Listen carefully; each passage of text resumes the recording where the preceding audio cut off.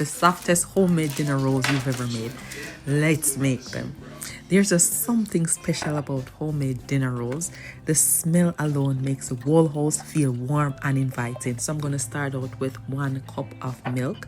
I use almond milk and 100 milligrams of water. That's about half a cup of water.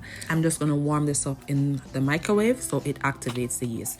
I added 3 teaspoons of sugar and 3¼ teaspoons of yeast and a little bit of honey, maybe about a tablespoon of honey. You're going to let that sit for a bit, maybe about 5 minutes to get the yeast activated. Although I'm using the active dry yeast, I like to make sure that my yeast is still good and I like to let it activate and get that frothy foamy look. Next, I'm going to take out my KitchenAid mixer. You can mix this with hand, but I prefer to use a mixer. It's just quick and easier, less messy. I added about 4½ cups of flour total, added 1 egg and about half a stick of butter, and combined with the liquid, of course, with the milk. And I also added a teaspoon of salt. I know it's easy to grab a pack of dinner rolls from the grocery store, but trust me, homemade just hits differently.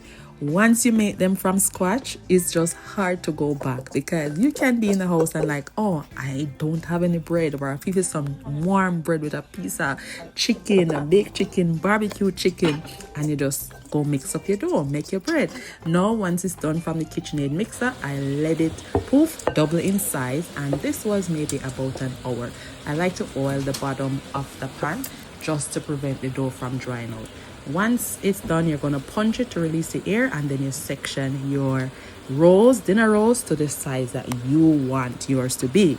You can make the same recipe, make them in like hot dog bun size or the smaller size like this. We prefer them small like this. Although sometimes I usually do half and half, some bigger ones and some smaller ones. Now you're going to cover it up and you're going to let it rise one more time for a bit.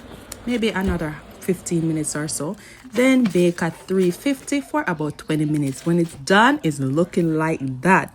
Whether it's a backyard barbecue, a Sunday dinner, or a simple family meal, these dinner rolls always disappear so fast. When it's done, I like to just base it with some butter to give it that nice, shiny, glossy look. Let me know if you will be trying this recipe.